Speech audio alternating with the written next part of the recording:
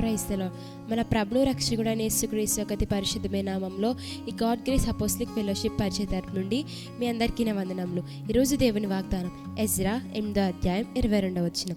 మేలు కలుగ చేయుటకై ఆయనను ఆశ్రయించు వారందరికీ దేవుని హస్తము తోడుగా ఉండును. ఈరోజు దేవుడు మనతో ఏం మాట్లాడుతున్నాడంటే కనుక ఆయన ఆశ్రయిస్తే, ఆయన వైపు చూస్తే కనుక ఆయన హస్తం మనకి తోడుగా ఉంటుందని దేవుడు సెలవిస్తున్నాడు.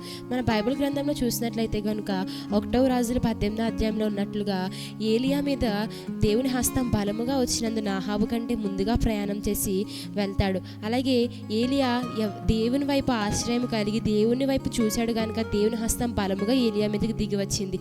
దేవుడు అతనికి తోడుగా ఉండి నడిపించాడు. అలాగే అదే 2వ రాజుల 3వ అధ్యాయం మనం చూసినట్లయితే కనుక ఎలీషా ప్రవక్త ఒక వాయిద్యం వాయించి ఒక వాయిద్యుకుని పిలిచినప్పుడు ఆయన మీద కూడా దేవుని హస్తం బలముగా వచ్చి ఆయన కూడా ప్రవచిస్తాడనమాట. ఆయన దేవుని వైపు చూడడం, ఆయన వాయిద్యంలో దేవుని మహిమపరచడం వలన దేవుని హస్తం బలముగా వచ్చి ఆయన్ని వాడుకుంది. అలాగే ఈ రోజుల్లో మనము కూడా అట్టి గొప్పగా, అట్టి పరిస్థితుల్లో, అట్టి స్థితిగతిలో మనము కూడా తోడుగా ఉండి దేవుడు మనకు నడిపించే కృప దేవుడు మనకి ఇవ్వాలి అంటే కనుక, దేవుడు మనతో ఉండాలంటే కనుక మనం ఆయన వైపు చూడాలి. మొదట మనం ఆయన ఆశ్రయిస్తే అప్పుడు దేవుని హస్తం మనకు తోడుగా ఉంటుంది.